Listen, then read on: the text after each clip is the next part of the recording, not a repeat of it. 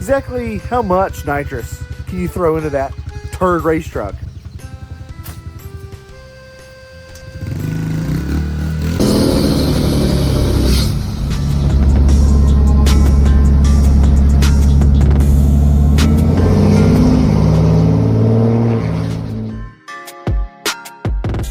Welcome back to the Everyday Diesel YouTube channel. Doing some very last minute modification here to make it to what I think is the last test and tune of the year tomorrow. Lucas Oil Raceway throughout the year has Wild Wednesdays, and truth be told, they kind of suck. They're very slow how they operate the track, and a lot of people show up, and that usually makes for you only being able to make 1 or 2 passes. So sometimes it's hard to justify loading up and driving out there and making 1 pass, maybe 2 passes. But I got a goal here. Let's get into that. So as you can see, nitrous solenoid here, and that is what I use to not only spool the turbo, especially when it's really hot in the middle of the summer, also use it down track. Usually I spray, there's a 04.041 jet in it. That's what I use to spool, and I will hold the button down to about the 330, and that's usually how I can get this truck to run a perfect, or try to shoot for a perfect 770 pass. But then also I can pull that little jet out and put big jet in, and you know, make hero runs with the setup. Of course, it's still not anything crazy fast, but it's fun. Last October, I made a personal best at Lucas Oil Raceway Park of a 722, and that was with big jet. So we're gonna try that again, except now I am gonna be adding a second solenoid to this. So let me show you what I got. Okay, now I'm gonna preface this with, this is gonna be hillbilly, okay? It is not gonna be permanent. I have a much better permanent solution that I'll be getting from this guy here later. That'll be in a later video, much later. This is going to get us by, though. Got another, it's just a feed line. That's a bracket if I need it. Probably won't need that. Here is the 8th NPT to -3 fitting. Your jet goes in there, and then your line screws onto that. That's how you change your jets. -4 coupling. -4 coupling. -4Y. -4 to 8th. -4 to 8th. Solenoid, brand new. Momentary switch. And that's it. The idea is that I'm going to have this feed line coming into that Y, and it's going to branch off into this solenoid and then this solenoid. So these solenoids will be in a Y formation here. Don't know how I'm going to mount them yet. And then each solenoid will go into the intake manifold, just like this one does. And again, hillbilly. That's why in this case, this 2-foot line has worked good. It's kind of the perfect length. It's out of the way. In the future, though, I'm going to have a different solenoid somewhere. I'm not sure.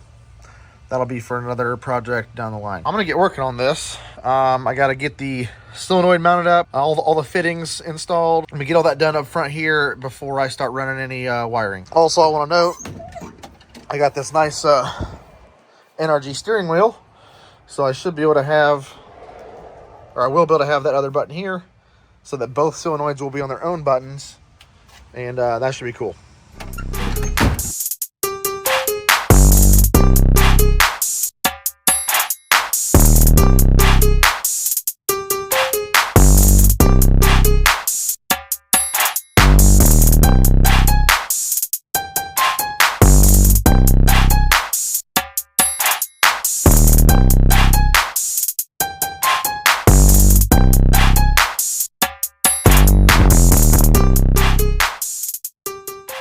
Okay, so far so good.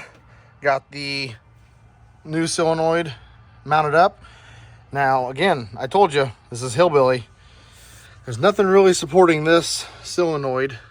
There's nothing supporting this solenoid other than this Y, which is being supported by this solenoid and its bracket, which is on this hose clamp. Just a double nut type deal. The one nut on the hose clamp tightens the hose clamp. Put this on with washers both sides. So it works. Lay off. But this temporary, because I don't really want all these fittings holding all this. It's not, I mean, maybe it's not that big of a deal. Maybe I'm worrying about it too much. Who knows? So all I need to do now is wire up the solenoid to a switch. Got my ground right here for this solenoid, so I'm gonna run this. It's gonna share that post there. And then this is gonna be the power, and it's gonna run through a hole up under there that I have a grommet on. And then this actually is the wiper cowl, which has been, of course, gutted. And I have the feed line plus the power wire for this solenoid running through there. Runs through the wiper cowl and then comes out where your blower motor would have been. So the button that I use currently, let me get in here. I have the wire coming out of the old, it would have been a cigarette lighter, I guess. And back in here, where let's see, there was some sort of a tray here or something. I don't know, it broke out a long time ago, is my arming switch. So that arms this button. And then when that's off, it doesn't work. Now for the second one, I don't think I'm gonna wire it to that switch, just to keep things simple. Again, it's just temporary. So I'm gonna have that power wire come right up here. I'm gonna ground the switch underneath the dash, and it'll just be a live switch all the time.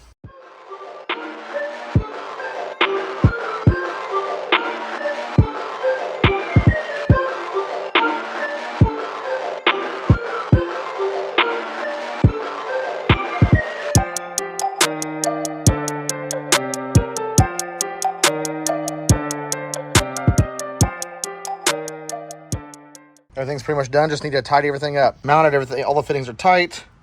Lines are ran. Wiring is ran. Got our ground.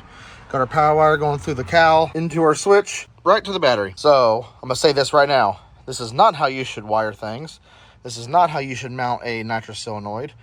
Both of these things are very temporary. That solenoid will be coming off. Well, actually both will be coming off. The wiring on this truck needs redone. Half of it is decent. The other half of it, not so much. By no means is this a how-to video, okay? This is just a how I'm doing it video to make a Hail Mary pass tomorrow. I'm gonna loom this through that hole there. And some more zip ties here and there, and then it's done. That's it. Got an 041 jet coming out. Got a 110 and a 136 jet going in. Right there and there. Okay, so as you can see, it is getting dark on me here. I am going to fire the mag cab up, get the trailer pulled out so I can load this thing up. Got a few things to button up. I still got torque lug nuts, center caps, putting the cowl, plastic cowl back on, a few little odds and ends just to get it ready to go and get it loaded up, and then tomorrow head to the track. Pull it up. Say it with me. Cow, cow, cow, cow, cow, cow,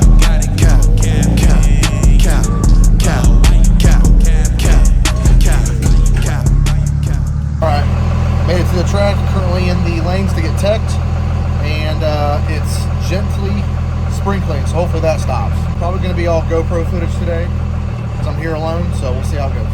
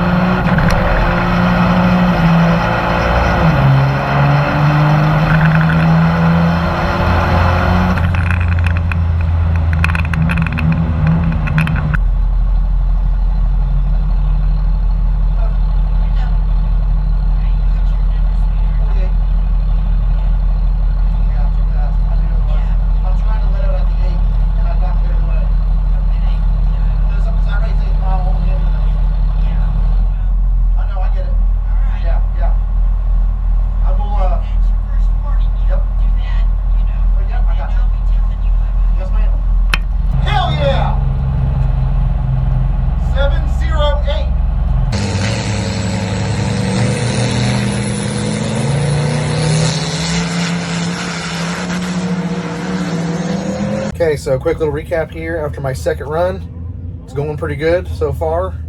The first pass I ran a 7:15, new personal best. With the 2 jets now, we're finding the limit of the fuel. I mean, the truck has 0 fuel left. It has leaned completely out. I'd love to know what the air-fuel ratio is. And then I just ran a 7:08. So when I went up for the second run, I was expecting to kind of just back up that 7:15, but it backed it up, but it went faster. So I'm going to go for a third run here, probably the last run of the night. Place is pretty busy, and it is a weeknight. And I'm going to heat the bottle back up as far as I can, or as warm as I can, get the pressure up. I think it's got enough left in it. I don't know. It's definitely used a bunch out of it. It was a brand new full. It had 10 to 11 pounds of nitrous in it. So gonna go get a third pass and see if we can better that 708. I'm so close to a 699 that now I feel like I just got to figure out how to do it. But going into winter, I'm not sure how that's gonna happen. So I'm gonna try right now though.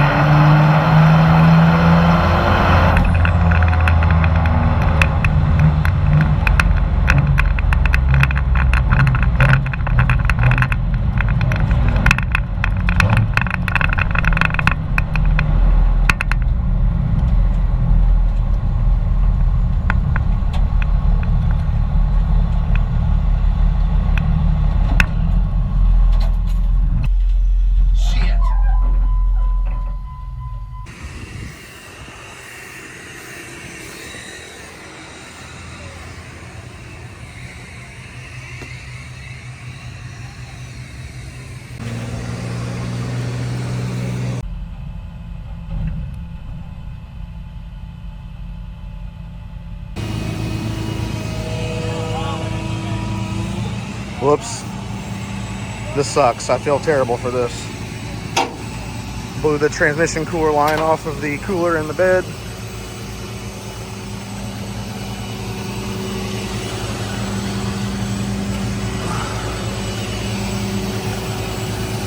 Very less than ideal situation here. My third pass, the lower transmission cooler line decided to pop off right at the 8th. And put oil down on the track and all over the truck. So got towed back. They're cleaning the track. This is the first time I've done this, so I feel pretty terrible about it. I'm going to wipe off as much as I can, and that's going to call it a night for this one.